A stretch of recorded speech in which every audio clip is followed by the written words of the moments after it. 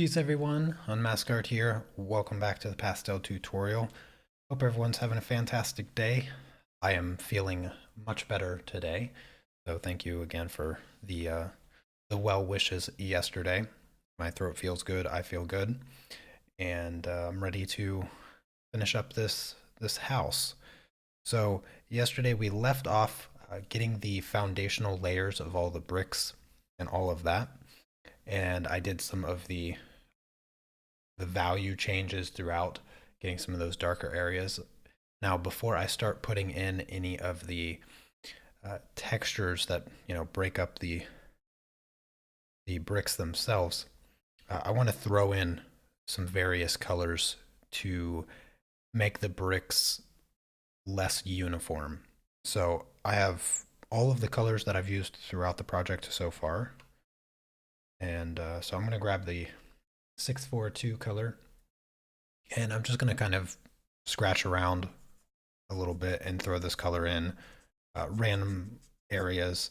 I'm not really using the reference photo to do this, really just looking at some of the colors that show up, and I'm just going to sprinkle in a little bit of variety and unevenness in the color uniformity. And I'll do this with a number of colors before moving on, and I will blend it one more time as well. As usual, if anybody has any questions, don't hesitate to ask.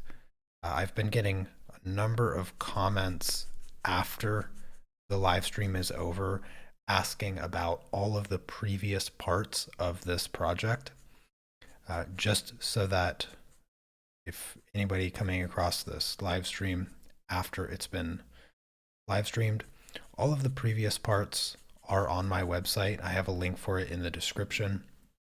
It's called the Art Club. That's what these projects that I live stream are part of. They are, I've actually been doing it for just over a year now on my own website anyway. And I live stream the pastel projects and the colored pencil projects. When you sign up, you get the reference photo for the project and the line art for the project. That helps you transfer over all these lines that you see easier. Let's see, I'm going to throw in some green. I'm going to use the 590. So anyways, if you are wondering where all of those previous parts are, they are on my website.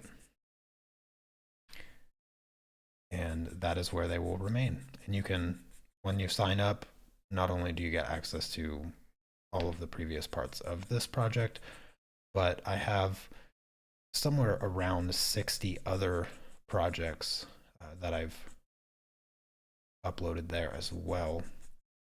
Probably more than 60. It's probably getting pretty close to 90 actually. So lots and lots of projects.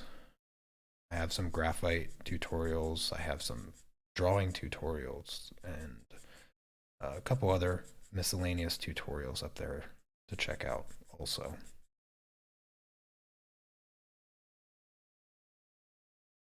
Hey there, Susan, Claire, Diane, Dottie, Cherry, Bet. Good to see all of you.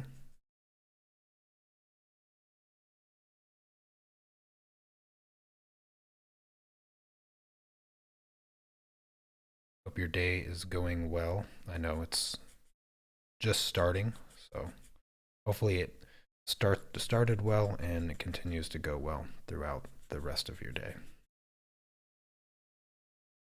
All right, let's throw some blue.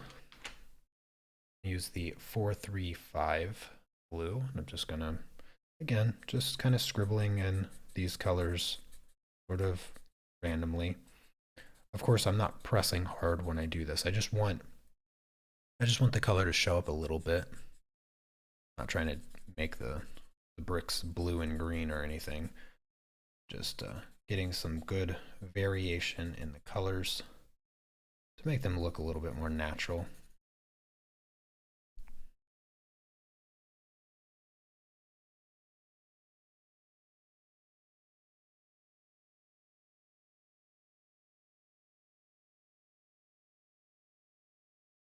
let's see, what other color did I want? Oh, some yellow. Yeah, I'm going to throw in some yellow.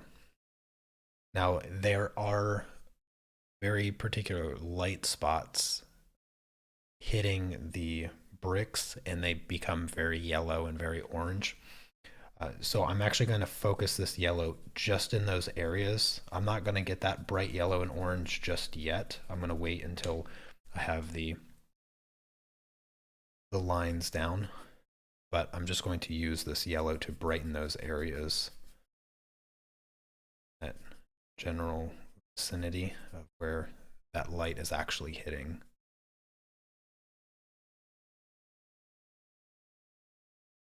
Bit over, I guess. And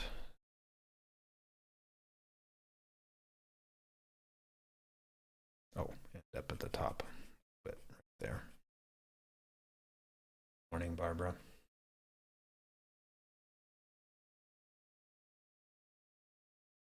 Okay. One other thing that I wanted to do, I'm going to add a little bit of brown also.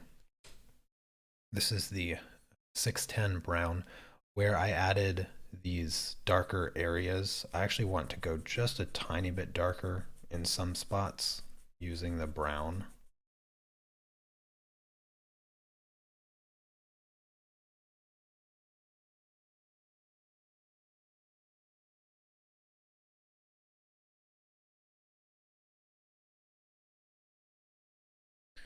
All of these shadow parts, just want to go a touch darker, not too much, before I finish blending this out and adding in the lines.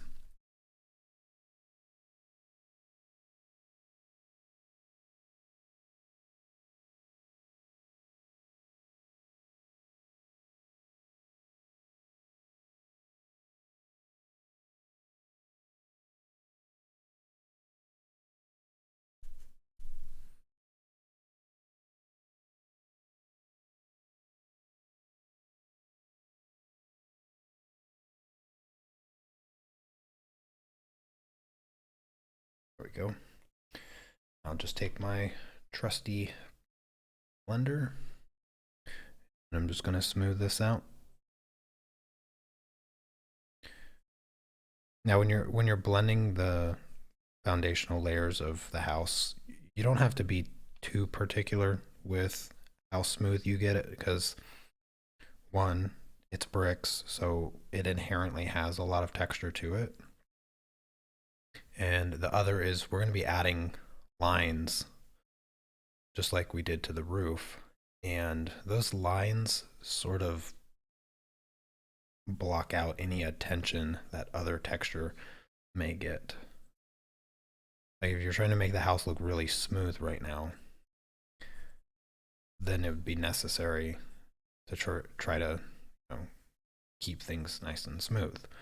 But we're not trying to make the house smooth because it's made of stone. So you don't have to be too particular with like pencil lines that you might see a little bit, or the graininess from the colors. Be a little lenient.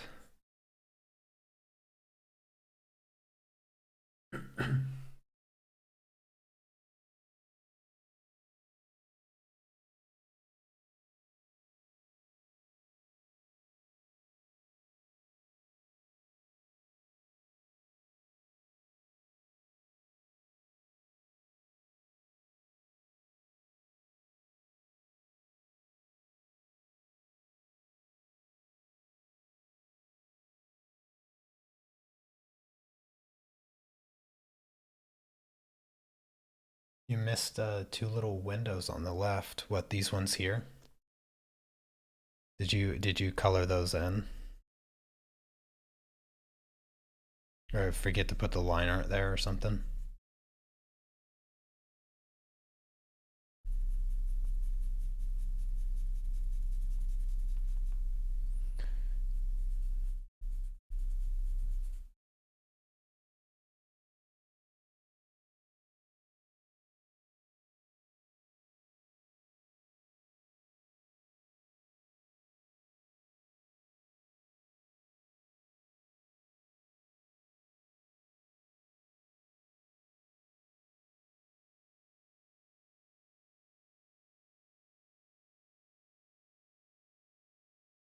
These two windows over here, these small windows, is that what you're referring to? I'm trying to figure out which windows you're referring to.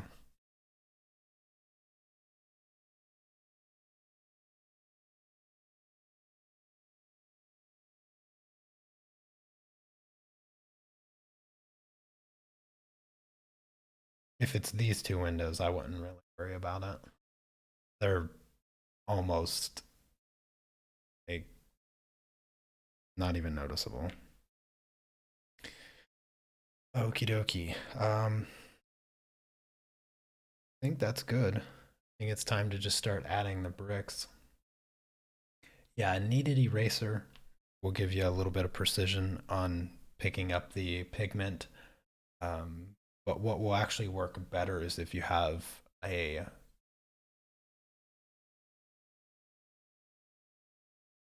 Oh, I see. These teeny tiny little windows. Oh, that's no big deal. Yeah, you can use like a rubber eraser is going to get more of the pastel off the paper. But you might just be able to tap that with a kneaded eraser and then apply the color over top. You'll probably be okay. Because at no point, should you have used like heavy pressure or anything um, with the pastels. So it should still be relatively easy to lift off with a kneaded eraser. All right, I'm going to use white and I'm going to just start with all of the horizontal lines.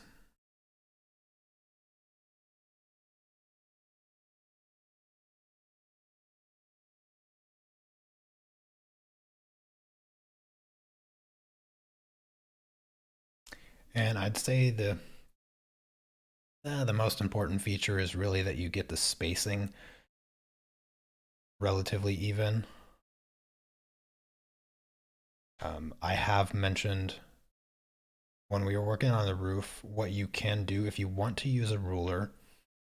I sort of don't recommend using a ruler, uh, partially because the style of Thomas Kinkade's work is not perfection in the sense that you can look at his paintings and his lines are not straight. Like his roof lines and all of that, they're not straight. The tops of his roofs have like bows in them, um, and none of the lines. You can look at the windows. None of those lines are straight, and it's just because he's just painting it.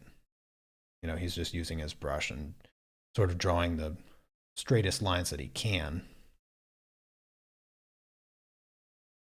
And so in order to get that more natural look, it sort of adds a flavor of sort of not necessarily fantasy. I'm trying to think like children's book, like fairy tale style. It sort of has that whimsical feel to it because the lines are not perfectly straight, and so that's why I am not using a ruler because I want that sort of semi whimsical look to the building. And as soon as you start using a straight edge to get those like super crisp straight lines, those inhuman straight lines, then it starts to look a little bit too perfected, ironically.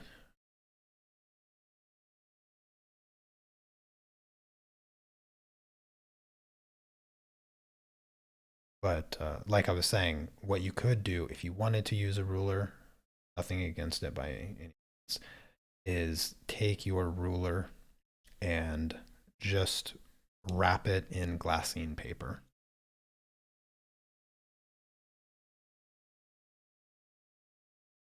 And you can't slide the ruler around, obviously, but you can set it down onto the paper gently without damaging your artwork.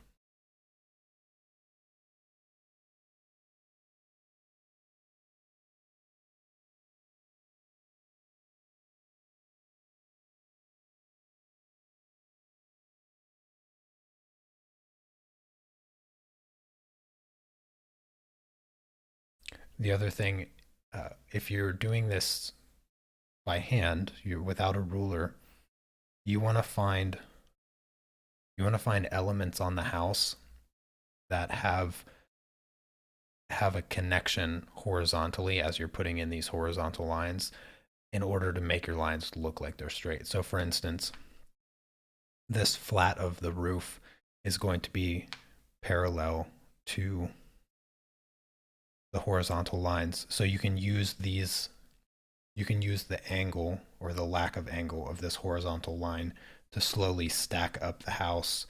Um, or if you just want to commit to whatever lines you make, just do that. But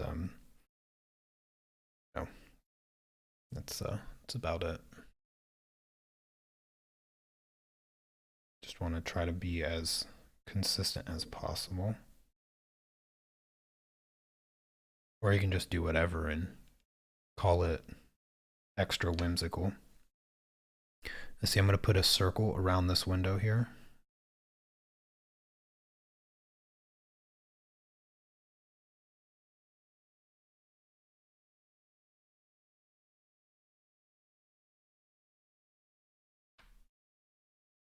And then I'll just continue with my lines.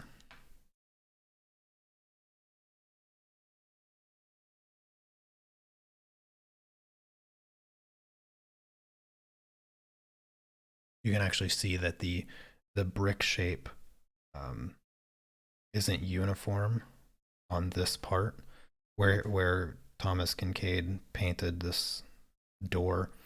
When he made these bricks right here, they don't match the same size as the rest of his house. He made them just a little bit too small.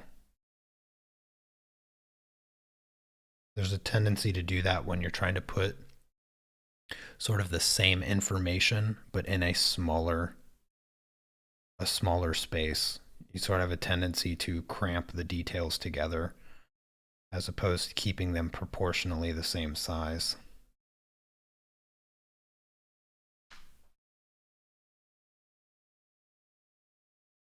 Yeah, funny thing about the perspective on this house is that if you notice that all of the horizontal lines remain perfectly horizontal throughout the entire house.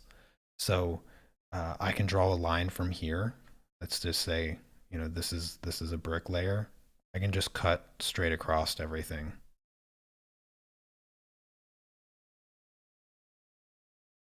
It doesn't change perspective. It's a very two-dimensional house. And the only thing that gives it sort of the three-dimensional look is those shadows and sort of the way the house is drawn. But all the brick lines are just straight across the entire house. Almost like he painted the shape of the house and put the brick lines across it and then just arbitrarily made the changes where the house is further forward or something. It's kind of funny.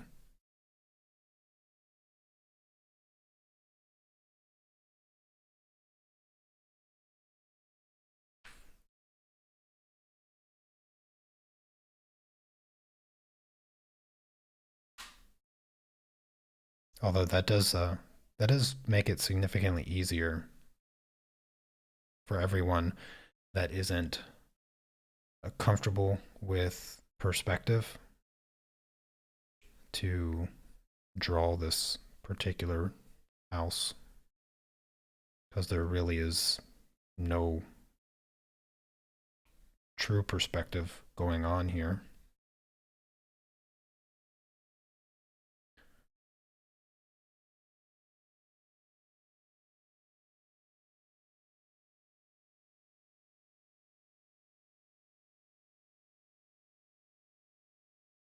Yeah, good for you for catching that.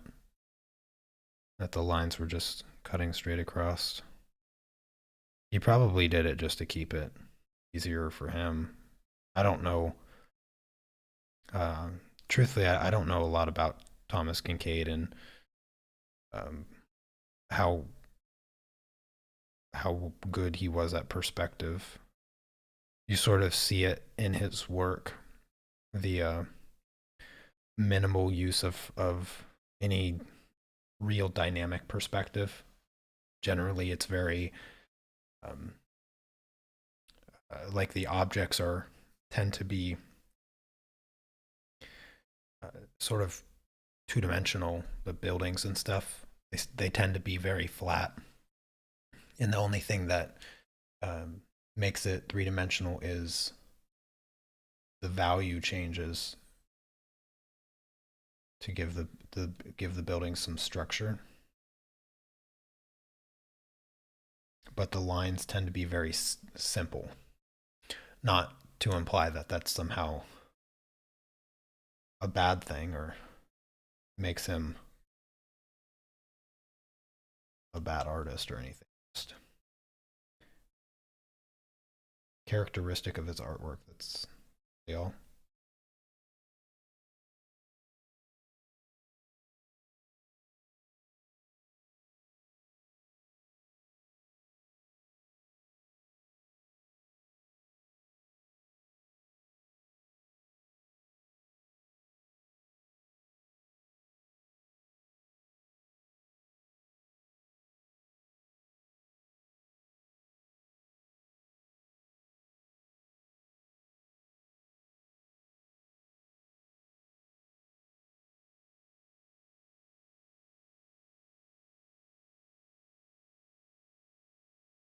Oh, hello, Allison.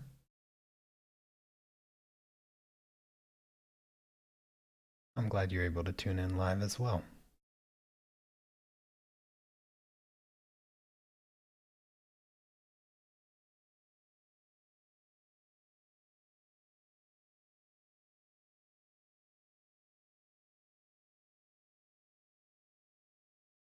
Your lines aren't straight even with a ruler. That's okay.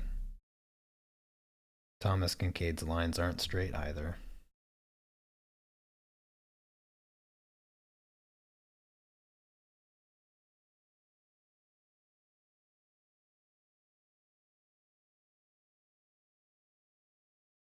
All right, there's the.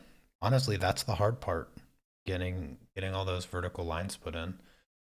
Now just arbitrarily start a vertical line series, and I'll just skip every other row here. Put in a little dash line. And I mean, it doesn't really matter where you start this. And then I will space out a brick size in the same row. So get that one brick size, because you use this to determine, your brick size. And even these don't feel like you have to be perfectly vertical, because being that this is a stone house, these aren't like perfectly manufactured bricks, so they sort of have that unevenness in their nature. And so you don't even have to be precise with these. Just going to continue this.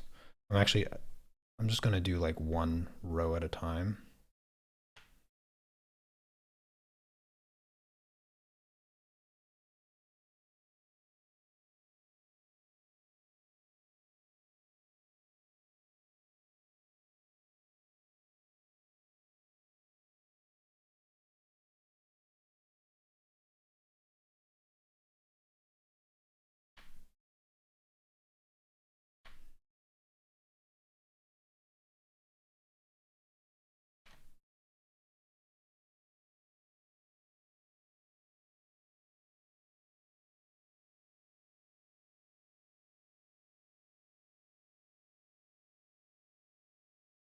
And the only reason I'm doing one row at a time is because it does help make the bricks look a little bit more natural if you have the dividing line in between two other lines. So for this empty row, I don't know how well you can see it. Since I have these bricks laid out, I'm just going to put lines in between them. and that just helps that staggered layering of the bricks look more natural, and you by doing it this way you'll actually place your bricks a lot more evenly spaced, so they'll just look better overall.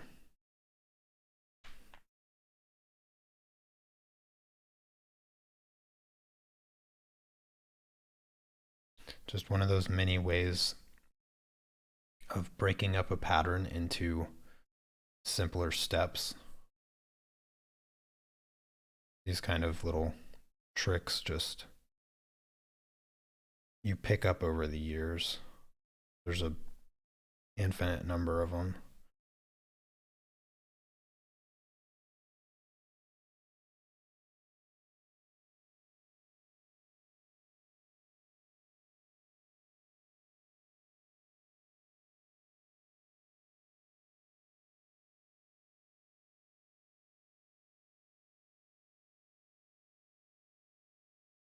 Does anybody have any questions or anything like that? Hopefully this everything that I've gone through with creating this brick look has made sense up to this point. Hopefully it was pretty straightforward. Or if you have questions about anything else. You guys know, I never get enough questions.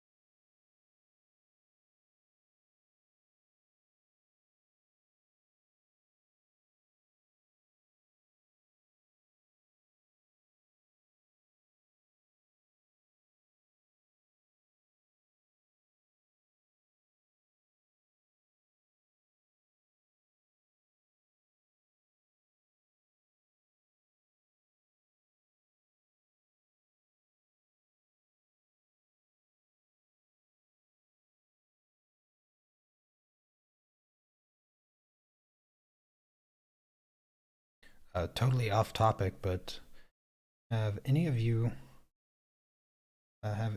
broke down and got a air fryer? Seems to be a relatively new common kitchen appliance people have been obsessed with getting. And I actually decided to get one myself.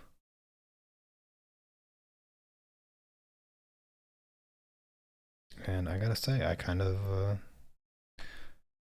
have used it every single day since I got it.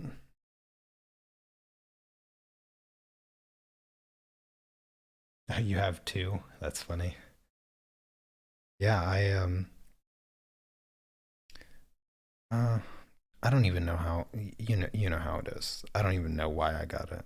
I don't even know how like it came into my mind to get.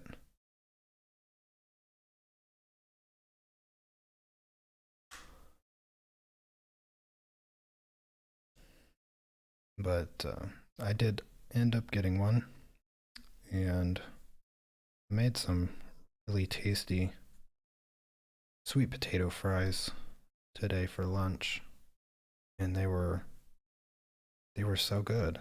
I just thought I'd share that with everyone.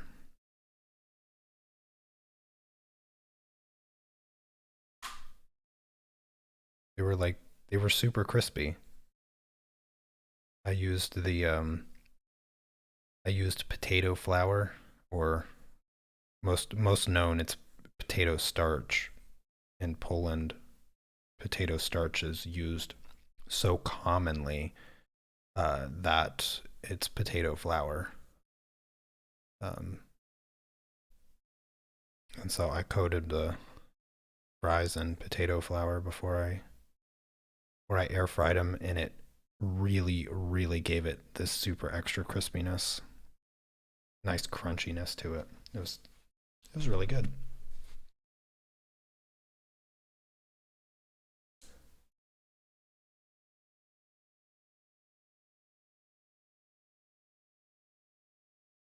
Oh, you were wondering about them? Haven't gotten one yet. Yeah, don't let me push you over the edge to get one. um, but I have enjoyed it. I've enjoyed it so far. It's really great to make garlic toast. Garlic toast is really good in it. The way it crisps just the outside of the bread and not the inside. It's really nice.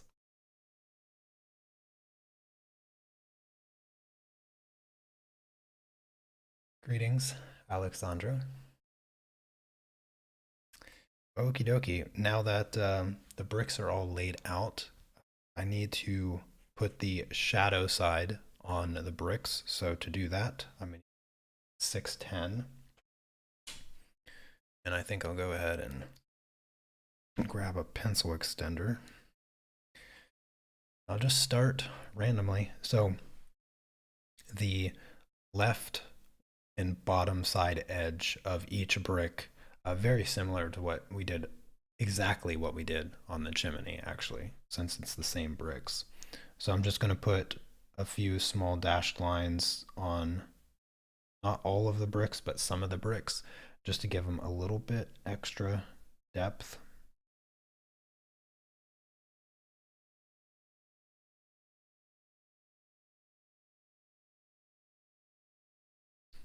I'm going to darken this line here.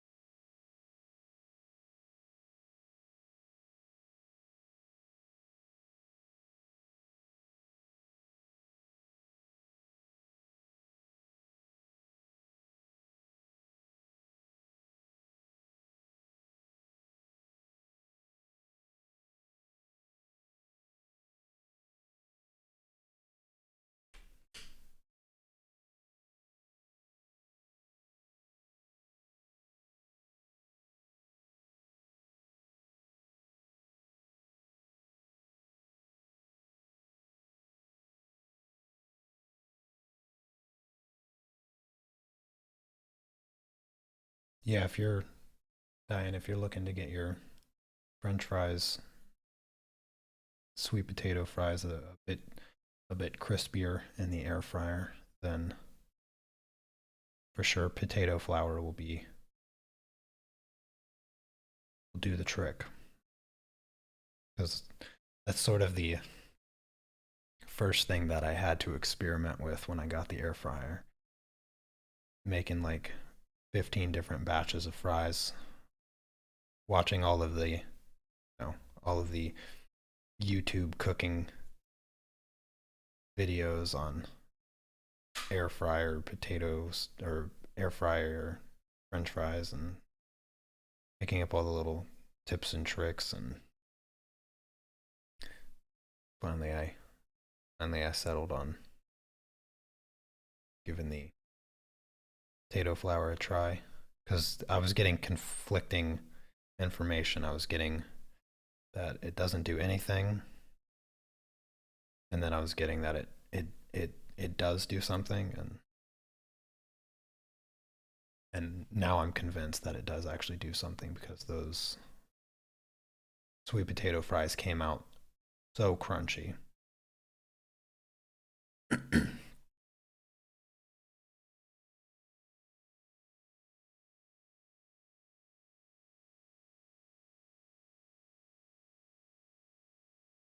Garlic red potatoes. I need to get some red potatoes. I don't know if, I'm trying to remember if I've even seen red potatoes here in Poland.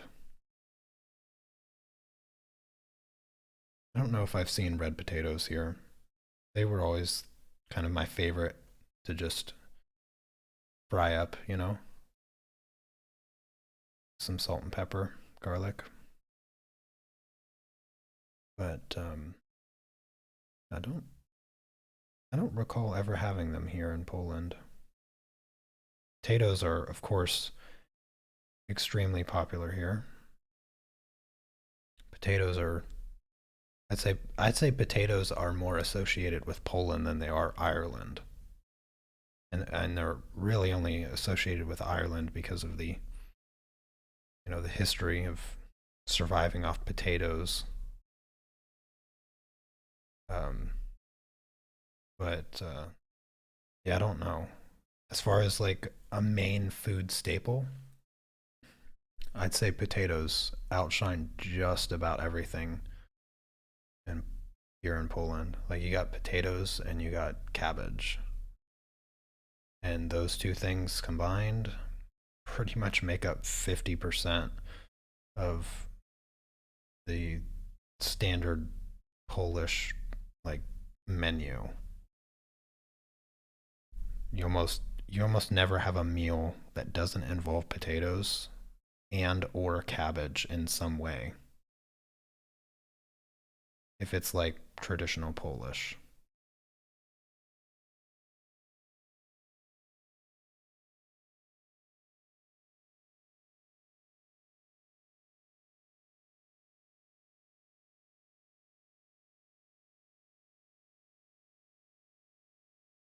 Oh, that's funny, Alexander. Yeah, yeah. Thomas Kincaid's paintings are incredibly famous, and um, I would say I would say a majority of people know his work, but don't know who it is. Because at one point, um, he he's no longer alive as of like 2010, I think, or 2012. It was not too long ago that he passed away. Um, but was he's honestly kind of a modern marvel in terms of artists, in terms of professional artists, because at one point his name was making $1 billion a year. He might be the the only living artist to ever make as much money as he's made. And that's because his artwork was on everything. He put his artwork on everything. Everything you can imagine. He was so popular. His work was so popular that I think in the mid 90s, 50% of all US households had some of his artwork inside of them. That's how popular his artwork was. That is incredible. It is incredible. I can't even fathom the level of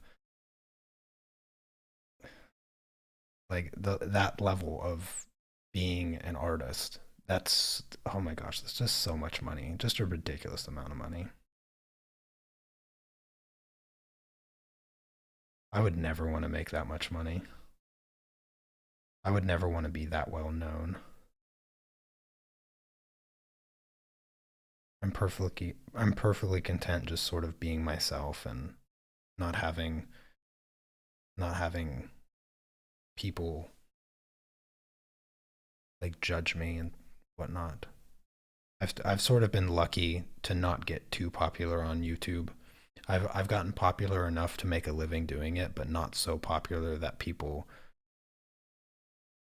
harass me, or I don't get like troll comments or people in my live streams. I don't get random people in my live streams. I think maybe twice I've had to ban people from chatting in the live stream, but that's over the past like 5 years. That's barely anything at all. So, yeah.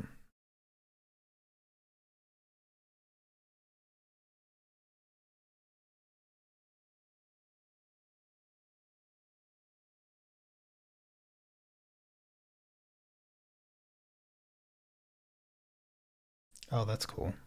Yeah, the real secret of his light is is really just the mix between white, yellow, and orange.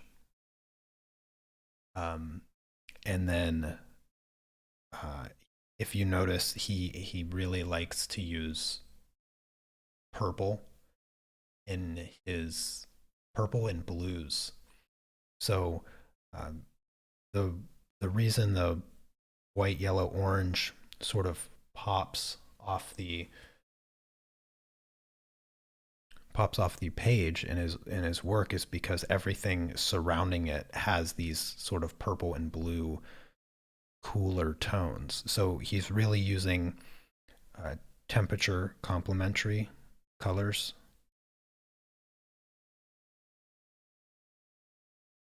You have purple and yellow, which are complements, but purple is will generally be a cool color, and of course yellow will always generally be a warm color. And so you have that complement in temperature, and then you also have the blue tones that he uses, which is the complement to orange. So he's using those complementary colors to help really make the areas where he uses the light feel very warm and inviting, partially due to the complementary nature of all of the colors surrounding the yellow and orange.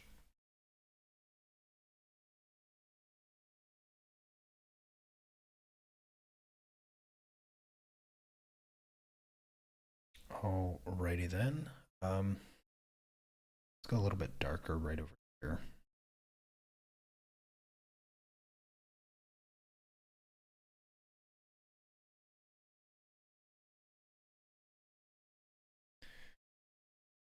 And underneath these parts here, a little bit darker.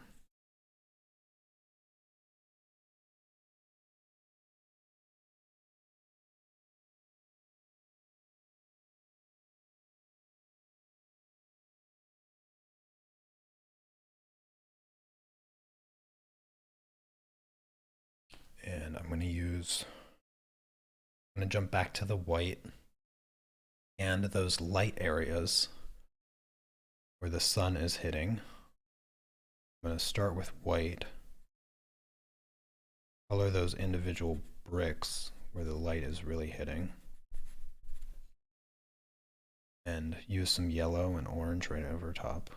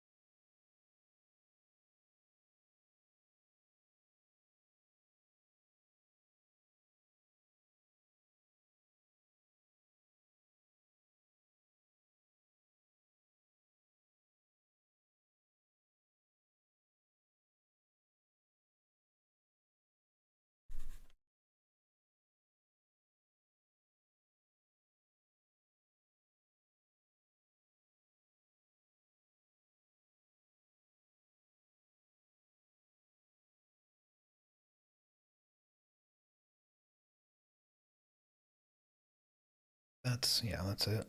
So I'll grab the yellow, which is the 695. I'm just going to go right over top of that white.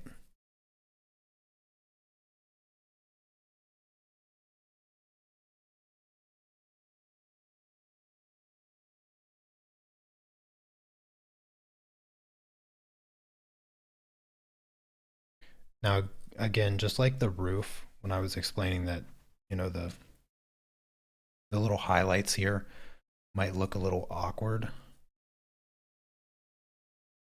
They might not appear too much like they are supposed to be light rays from the sun hitting, and that's just because they're still pure white on the paper. and light does not get its sort of feeling from being bright. It gets its feeling from the surrounding area being dark. So once the paper is completely covered, the bright areas will sort of shine brighter for that reason. Oh, hey there, Jesse. Good to see you. How you been? It's been a long time since I heard from you. All right, now I'm going to use the 620 just to bring in just a tiny bit of orange around the edges of some of these lights. Not too much, just a touch.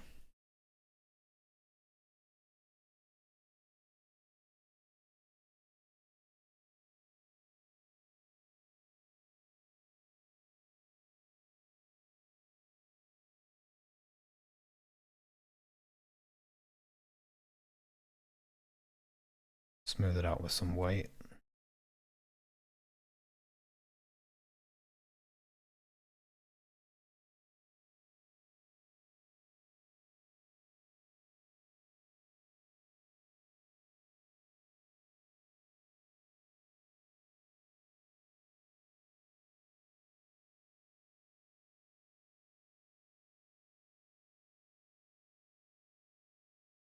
All right, now it is about time to get started on the windows, but I'm going to do the door first.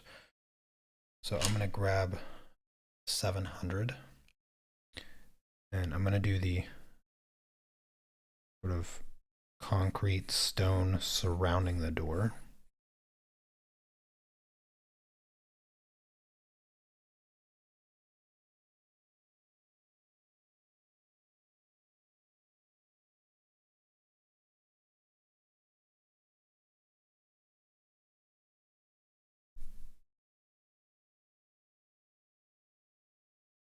Not too much to that.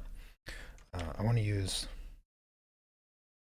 see, I'll use this darker gray, the 724, for the inner part that is shaded. Again, around the door. Oh, I have been doing well. Glad you were able to recover from that, by the way. Yeah, I have been good. It's been relatively uneventful year for me. Actually, rather uneventful past couple years, but I'm signed up for my second chess tournament that I'll be going to in December, so I'm really excited about that.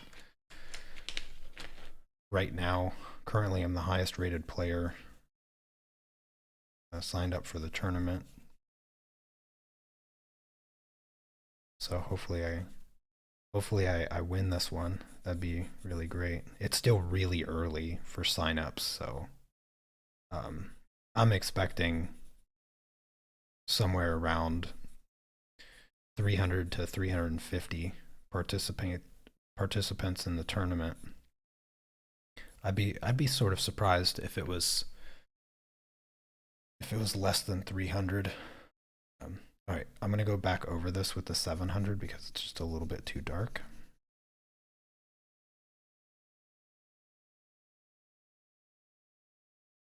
But yeah, other than that, not a whole lot going on.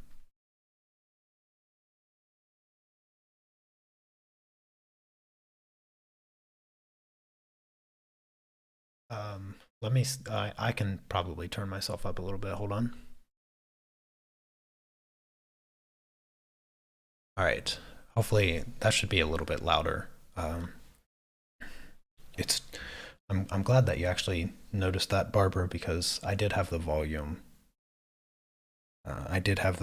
down a little bit from last week.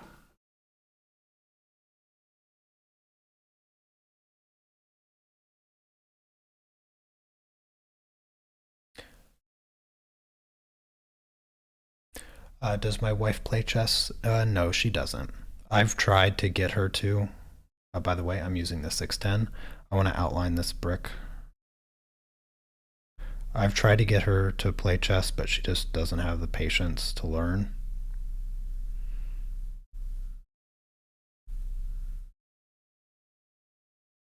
Which is unfortunate because I think she'd be quite good at chess. Because one time we were in Krakow, and we were just passing the time,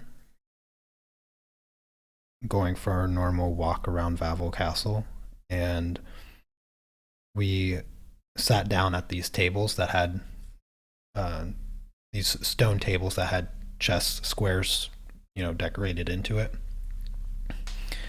But we didn't have any chess pieces, and I said, "Well, you want to play blindfold chess?" And so we actually played a game, and even though I had to sort of keep reminding her where her pieces were at, she was able to relatively navigate playing blindfold chess uh, decently well. I mean, I still beat her, but you know, she didn't do too bad, all things considered. Alrighty, let's go ahead and grab the purple here. This is a 385.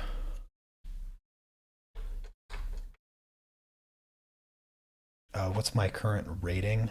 Well, I only have one FIDE tournament uh, under my belt that I played a couple months ago.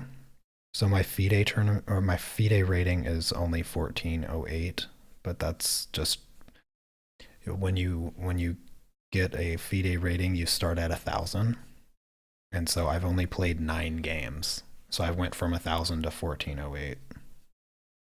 But I play for the Polish Chess Federation, and my Polish Chess Federation rating is 1,800. But that is again only based off of a few games. I did play in one non-FIDE rated tournament some time ago in Wrocław. I actually won that tournament, took first place. Um, that's where I mainly got my Polish Chess Federation rating.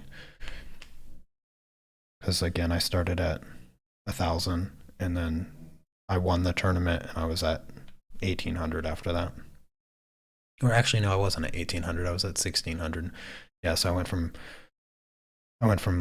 1,000 to 1,600, but that was a rapid tournament, which is different than what I'm playing my FIDE tournaments. My FIDE tournaments I'm playing as classical tournaments.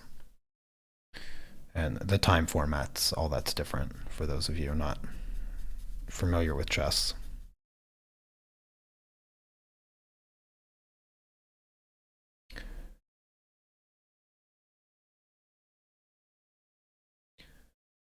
What is the key to getting the bricked in windows on the right looking inset? The only thing is that shadow on the top. So if you notice the the dimension of the shadow, it's really hard to kind of make it precise when it's so small. But you have the inside line. If you look at the inside line, that is going to be the reset looking part of the building.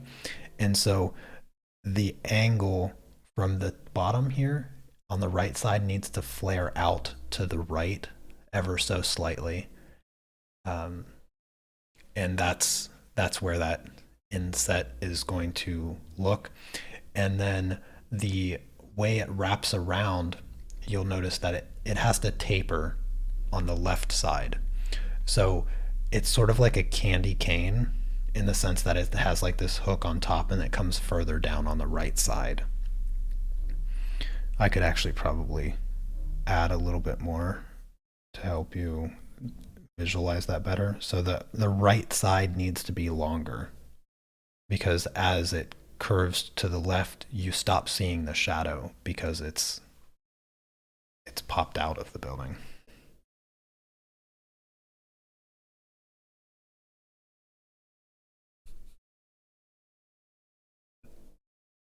Anyways, I hope that helped.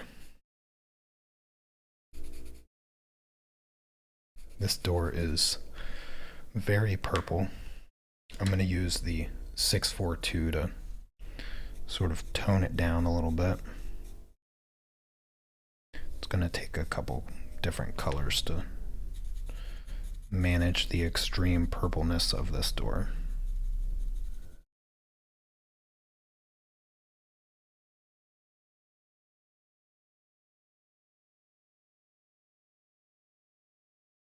Yeah, the details for those reset windows is pretty small, so it's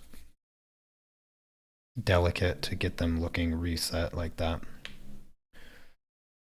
Let's see, let's do a little bit of gray, I think.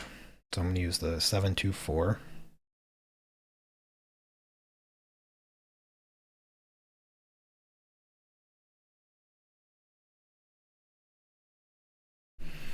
And let's blend it out as soon as I find my blender.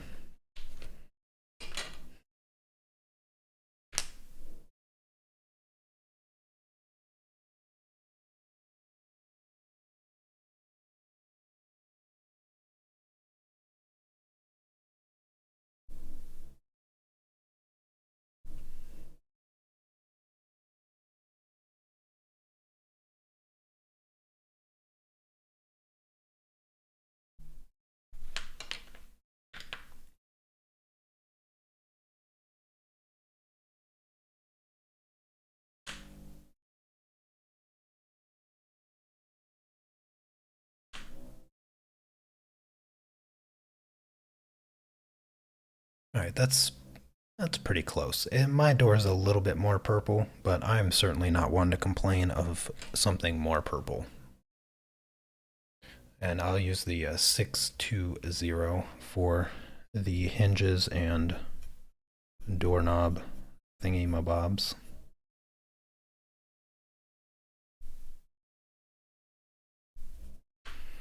And I'm not going to get too finicky with the detail, but I will use the 760 for the separation of the doors and stuff, and some of the finer details, like these little boxes here.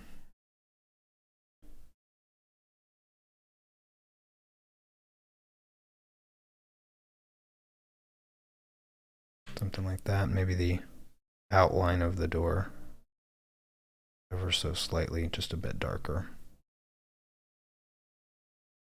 A few little lines in the opening there. Yeah, I think that looks pretty good. I'm doing all the light last, just so everyone is aware. Although I am contemplating, it may actually be easier to do. Yeah, you know, it will be. Sorry, I'm just kind of thinking out loud. Real quick, I want to do this little box because that's different color. So I'm going to use, I'll just use the 724 to sort of fill this thing in. I have no idea what this is supposed to be, but it's a thing and it's there.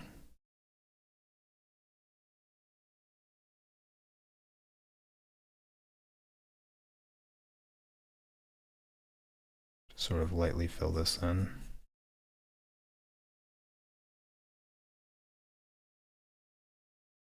Kind of looks like a window that you would open and then stand at to speak to people.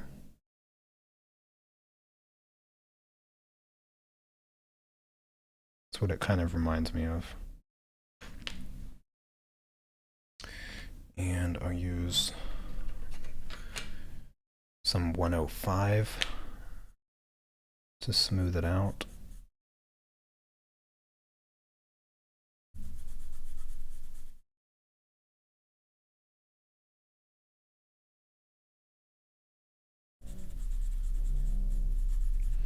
It's not exactly the same color as the bricks, so I'm trying to just slightly alter the mixture of color so that it's different.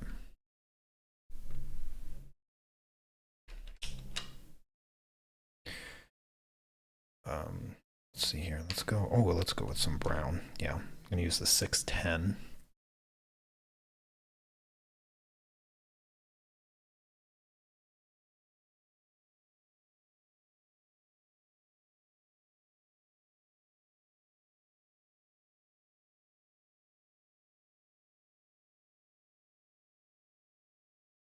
I don't know if you guys can hear it when I talk, but there's somebody doing some kind of renovation drilling thing somewhere.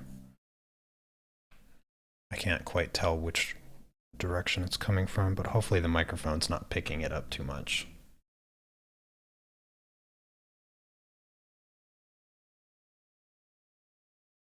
Yeah, it just looks too small to stand in. It's more like you would stand inside the building, inside the house and maybe like have your hands rested on it. Like you'd lean out a little bit. I don't know. There's some kind of like weird design there too. I'm ignoring that circle thing. I don't I don't have much concern for the circle thing. I'm gonna use some of the 620 because why not? I'm just throwing all kinds of color at it. And I'll jump back to the 700 to turn it more gray.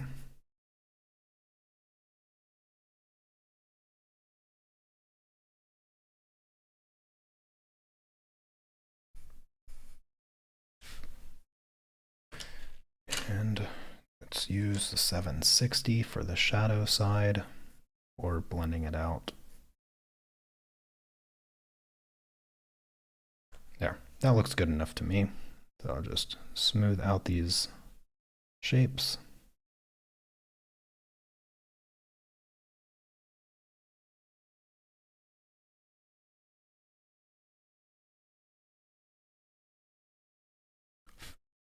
Perfect.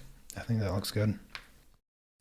Um, and yeah, you know what? I think doing the yellow, orange, white glow inside is a better choice for the windows. But before I do that, I forgot about this little thing here. So I'm using the 700 gray, and I'm just going to kind of treat this shape of the outer part of the window very much like I did the door opening.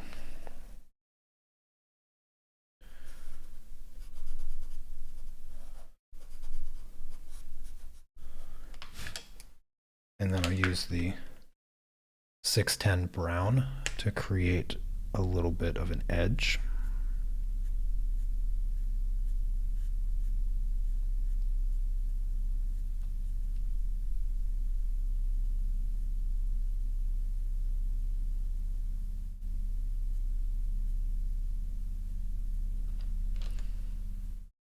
Just keep it simple, you know?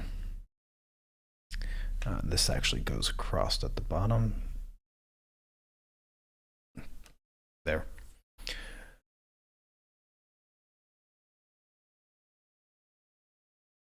Do I see a small cross at the top? Yes, I do. I do.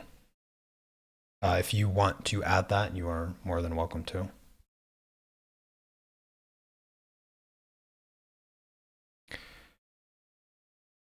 All right, so that's done, that's done. I think everything's good. So what I'm going to do is take my 695 and start filling in the windows with the nice bright yellow.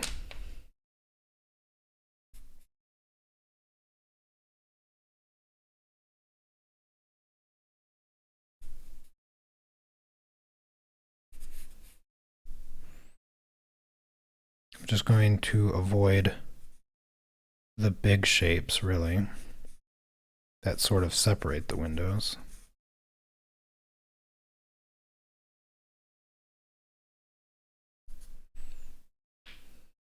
Yes, these are Carbothello pastel pencils.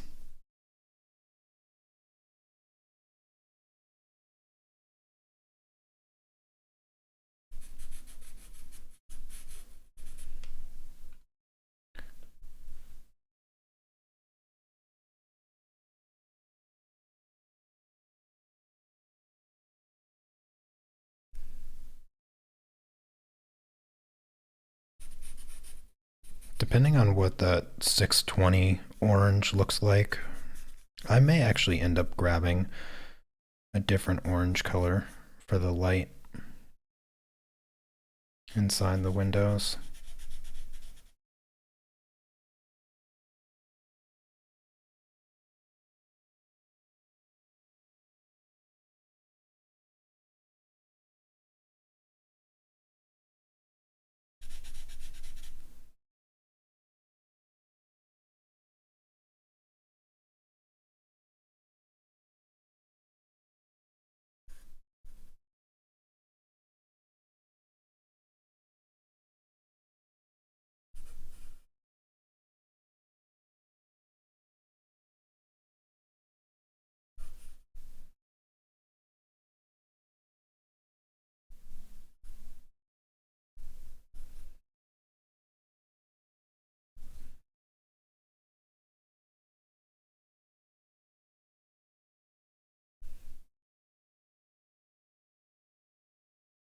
Oh, cool.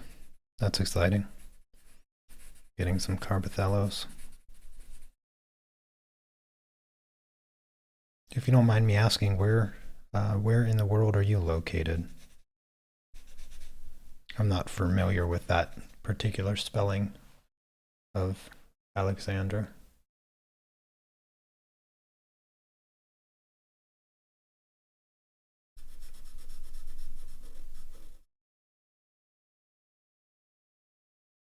Romania. Cool. I have a friend I play video games with from Romania.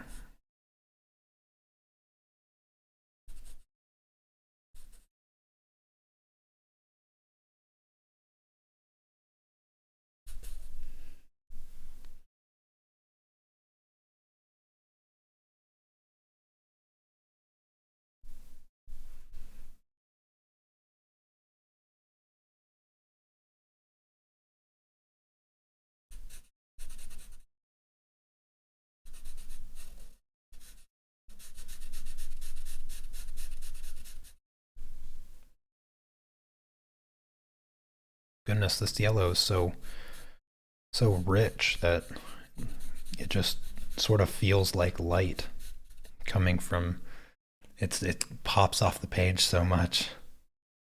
Almost feels like the light is on.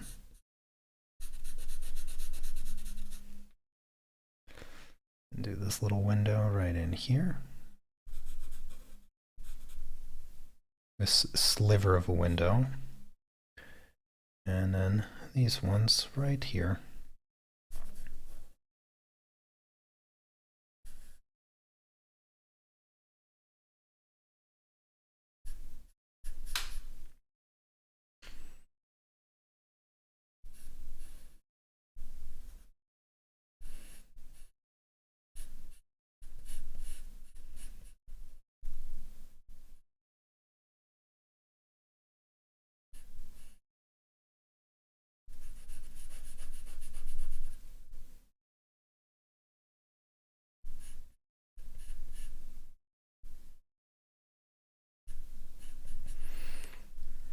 All right. I'm just gonna check how this 620 looks.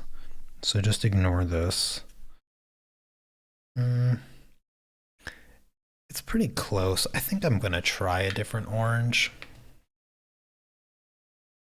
I don't know, it's not really that bright of an orange. Let me mix this really quick. I'm just doing some testing on the color. I mean, that is actually really close to the exact color in the reference. I think maybe I will just keep it. Yeah, I'm just going to keep it. So the 620, I'm just going to go around the windows and sort of throw in a little bit of this color around the edges.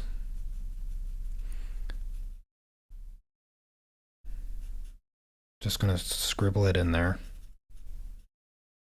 very lightly.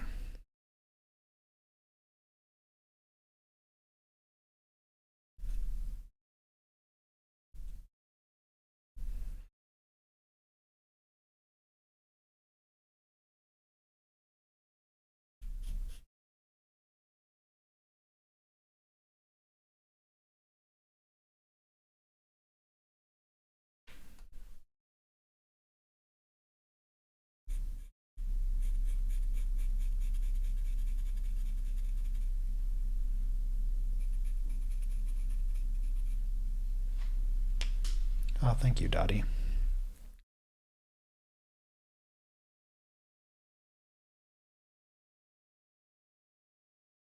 I think the plan for next Monday, when we pick this project back up, um, finish the ivy that's growing on the house and get started on the bridge. I think I think getting the ivy put in on the house in the foundation layer for the bridge, which is unfortunately just very similar to the foundation layer of the house, so nothing too exciting.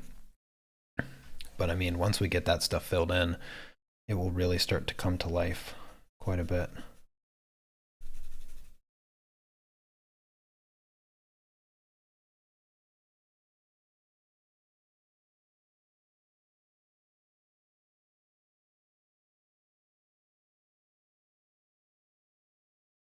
Oh, there was no like story, Alexandria. There was I was just mentioning that I have a friend that I play video games with in Romania. It's been a while since we played, but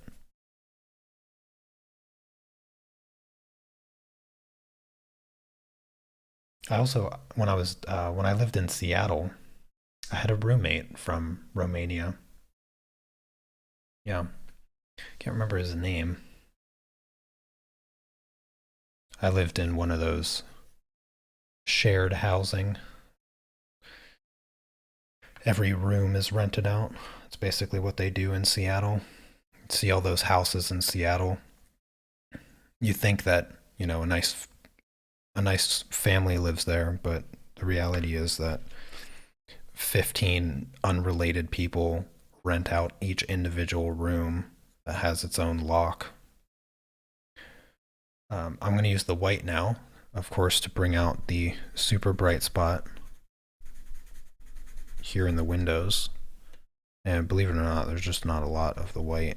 So just kind of focus this in the one particular spot that it's super bright and just give it a little scribble.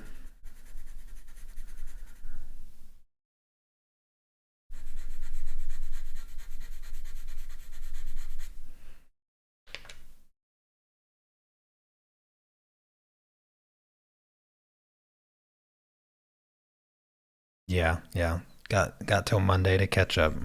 No rush. Only I get the rush. Everybody else has to take their time.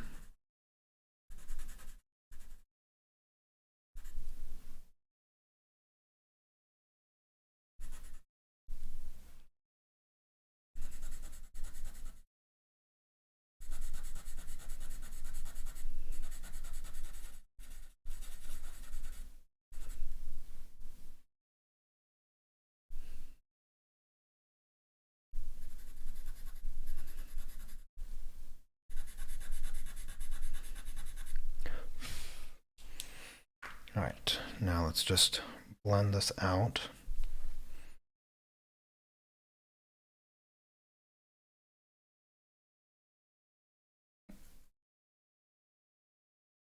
Try to get this fairly smooth. You want a nice gradient to get that light effect.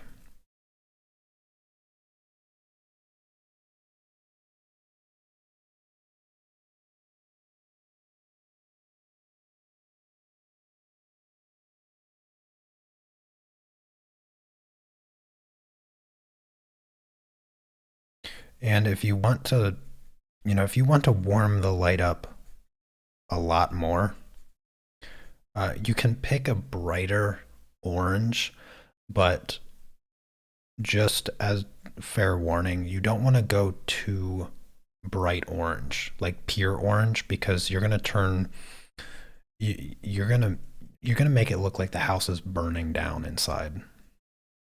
You got all this smoke coming out of the chimneys, and you add too much orange, like the pure orange color, the color orange that you think of when you say the word orange.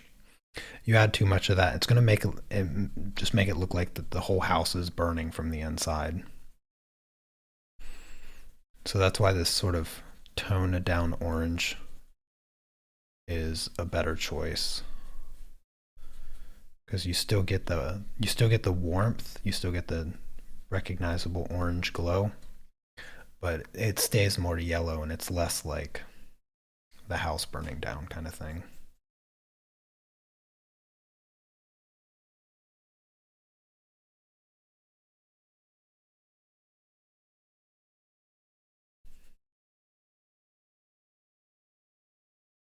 Oh, good morning, Sneaks.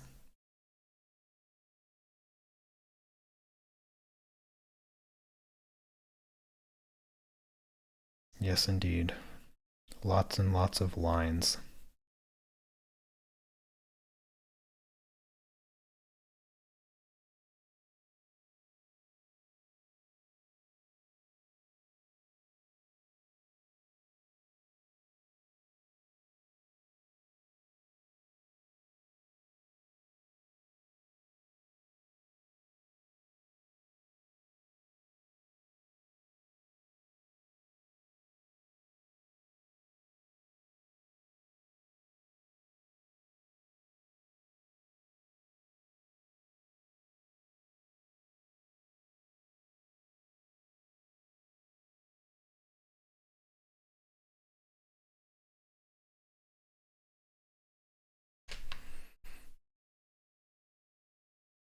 Let's put a little bit of orange in this window. I think I forgot.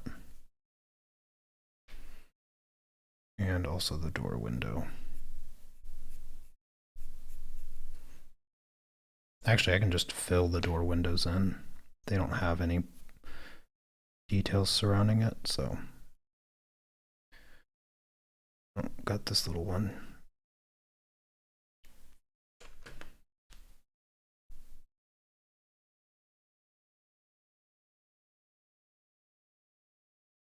There, the windows on the door are now complete.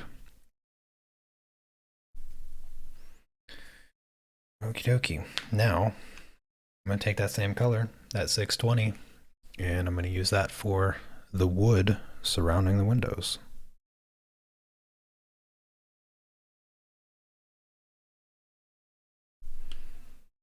I'm going to start with all of the heavy lines.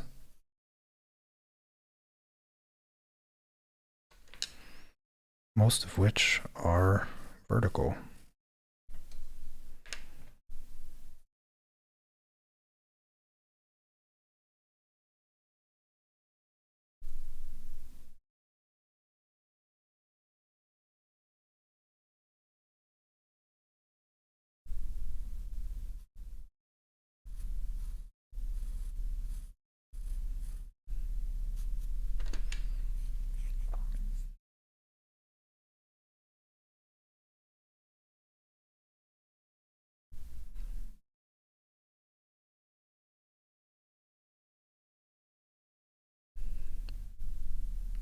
Oh, thank you, Sneaks.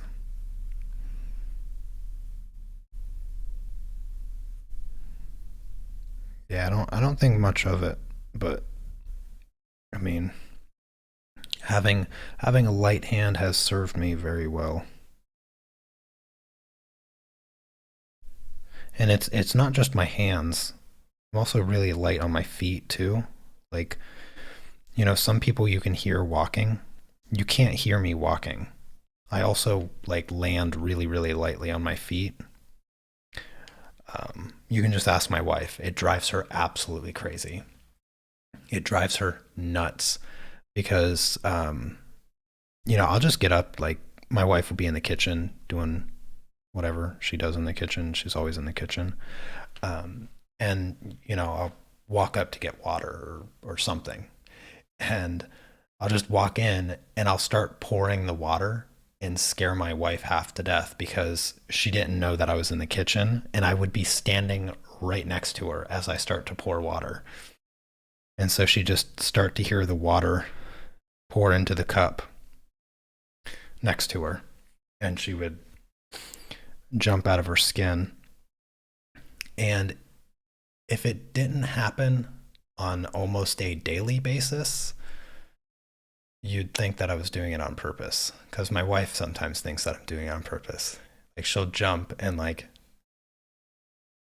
yell at me, and I'm like, "What? I'm just getting water." I do it all the time, and it's just because I'm really light on my feet.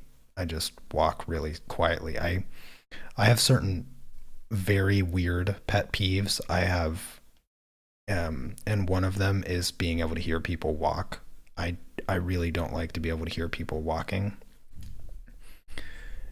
and so I think maybe that sort of desire not to want to hear people walking. I just subconsciously prevent myself from being heard while walking. The other instance in when that it sort of drives my wife crazy is that I will leave the kitchen and she'll start talking, thinking that I'm still standing there. And that happens just as often. That happens just as often as I will be back in the bedroom sitting at my desk with my headphones on, and my wife will just come storming back into the room and say, "When did you leave?" And I would just be sitting here with, my headphones on and stuff, minding my own business. And turns out she's been talking to herself for 3 minutes in the kitchen, thinking I was standing beside her, and I wasn't there. And I didn't hear her saying anything because I had headphones on. So, yeah, that's pretty much an everyday occurrence.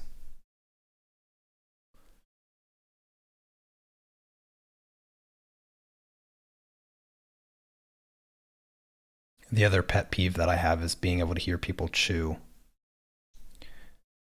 or not chew, but swallow. Like if somebody takes a drink of water, and then I can hear them swallow the water. There's almost nothing that drives me more crazy than that. The sound of it, it haunts me. It haunts me. I don't know if I've ever mentioned the story on a live stream before,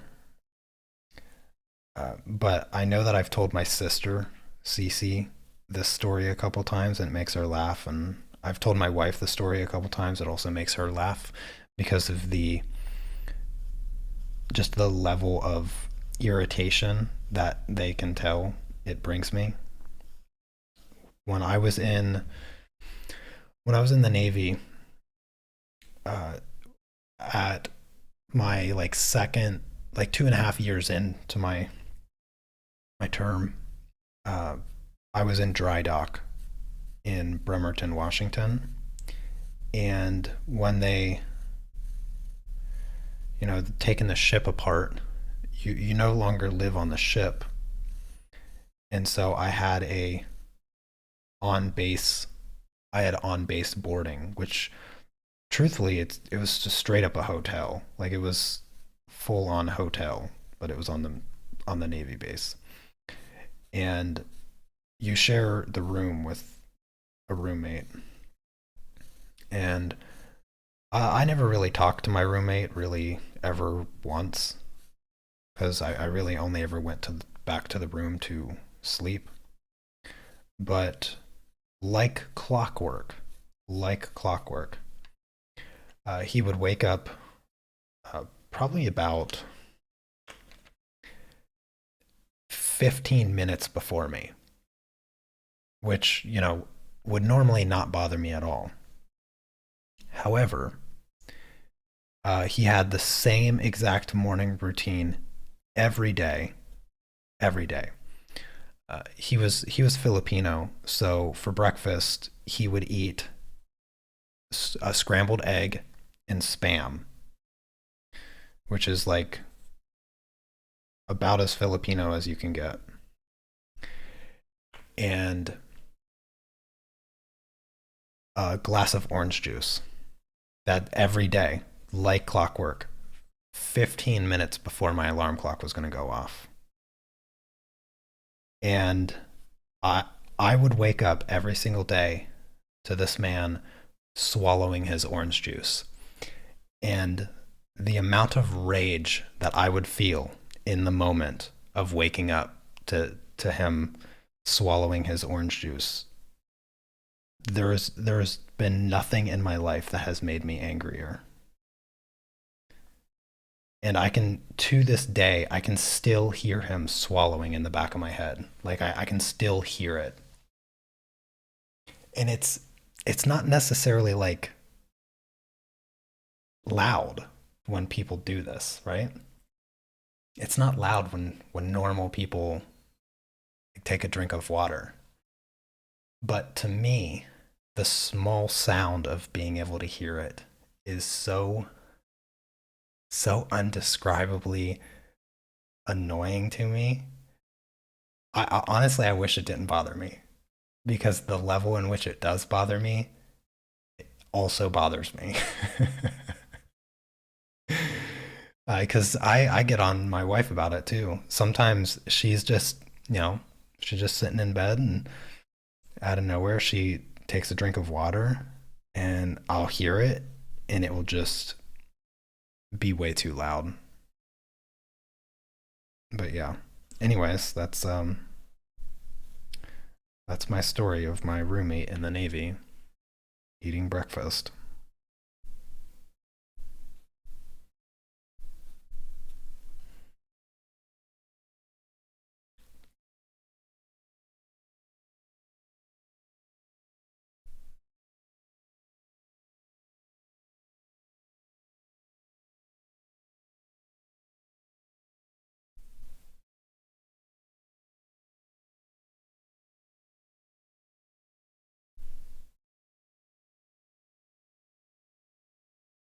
How did we get on this topic? Certain pet peeves. Yeah. Yeah, certain pet peeves. I don't even, what even causes a pet peeve? You know what I mean? Like some things some things bother me so much, and I tend to be a very rational, not very emotional person at all. Like I'm not emotional really ever. And I cannot for the life of me explain why these tiny little things drive me absolutely crazy. I have no reason to be bothered by people walking, the sound of people walking, and the sound of people swallowing their food or water. But for whatever reason, I just can't take it. I can't take it.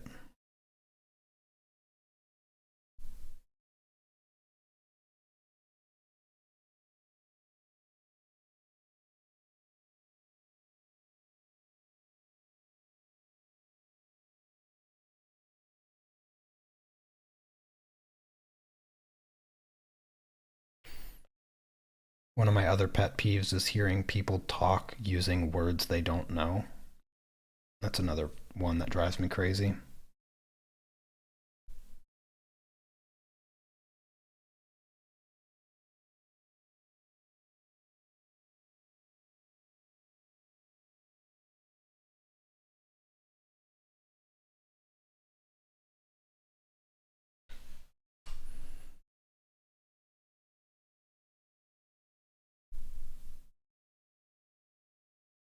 feel free to share some of your your own pet peeves if you have them. I'm sure we all have them, but yeah, be interested to know what other pet peeves you guys may have.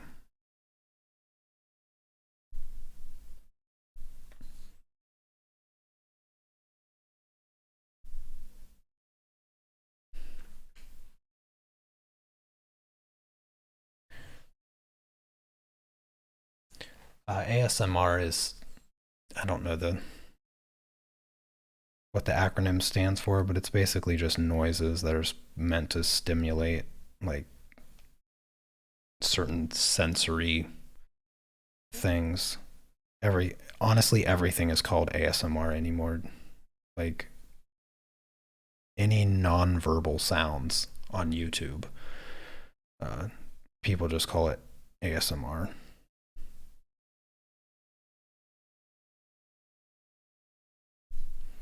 If you want to get down the extra weird rabbit hole in ASMR, um,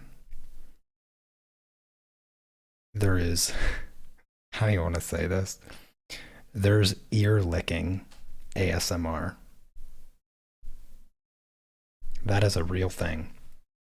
There's these special microphones that are shaped like ears, and they're meant to be listened to with headphones so that you have that left right effect, and people will just lick the microphone on, and it will just be the sound of it would just be the sound of somebody licking your ear.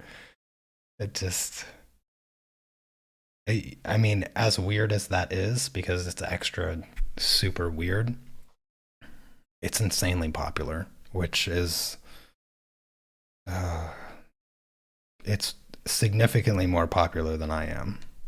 Just that's all it really needs to be ridiculous. Is it if it's something like ear licking is more popular than the many years of my life I've dedicated to being good at what I'm doing right now. And just any random person can lick a microphone and be more popular than me.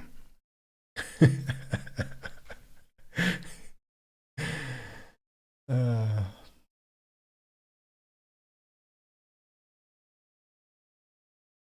yeah, we gotta fight back. You know, we gotta fight back. You guys gotta help me get more popular than ear licking ASMR. It's it's gotta be the goal, right? That has to be the goal for the next year. We need to get my channel more popular than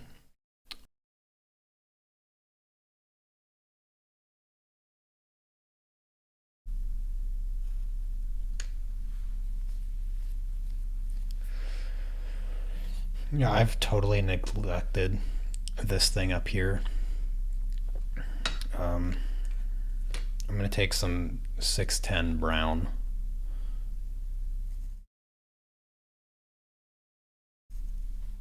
Put that there. Put that there. Do some of these shapes.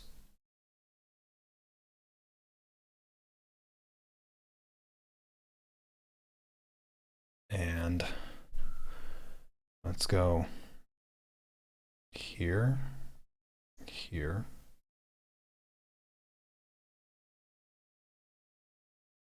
I guess I can do one more right there.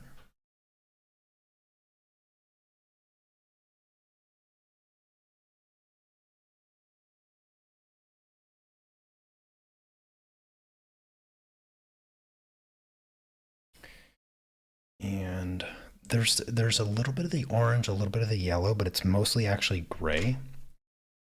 So I'm going to use the 724 for a bit of the base layer on the inside.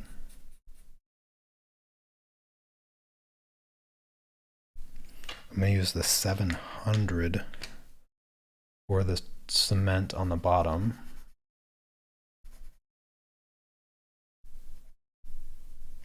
And then fill in some more of the inside with it.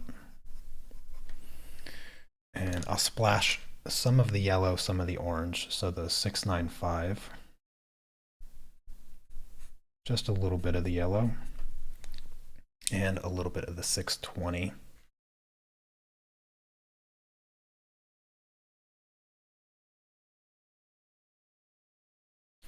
And I'll call it good after I blend it out.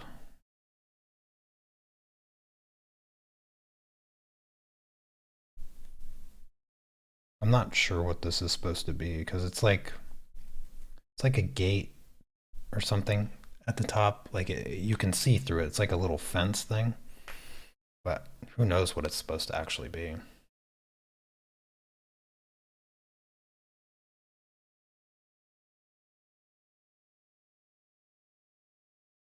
Alrighty, what was I needing to also do? I need to sharpen this pencil. In order to get these really fine details, I need a fine tip. So give me a minute to sharpen this.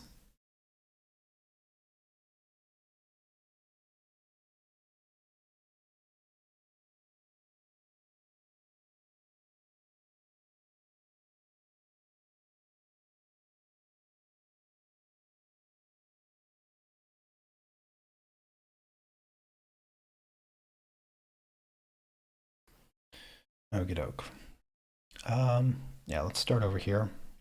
I'm just going to do a random line and follow it through.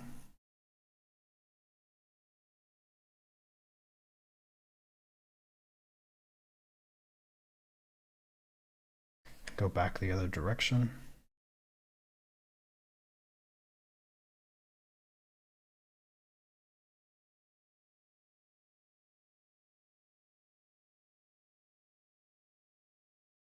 Keeping those lines a little light.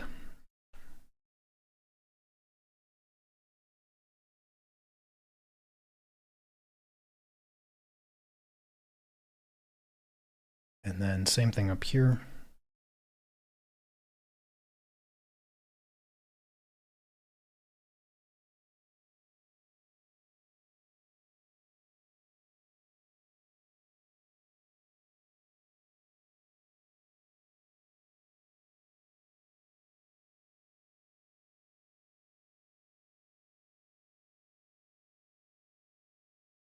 And then this window.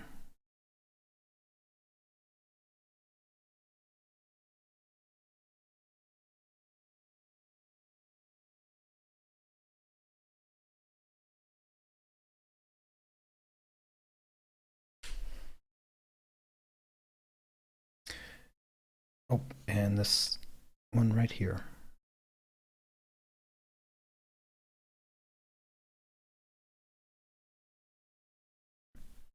And I think that will do it.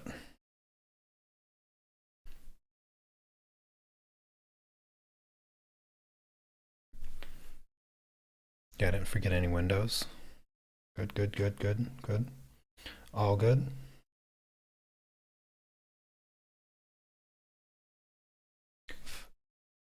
So, now the windows have the light shining through, so I'm going to use the white. And the best approach is to do a swiping motion. So I'm going to pick a spot on the window and sort of flick the light out. Just like this.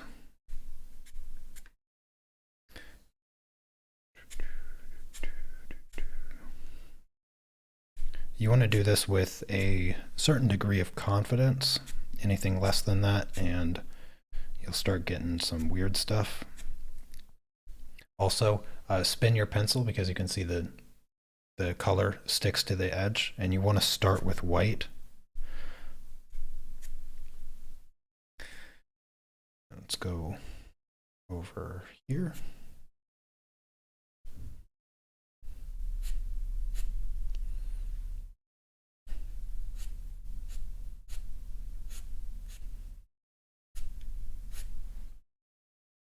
And a little bit coming out this window. And you shouldn't really need to blend it, but you can if you need to. If it's kind of grainy, then I'd say just blend it a little bit, but you don't want to push the color around too much.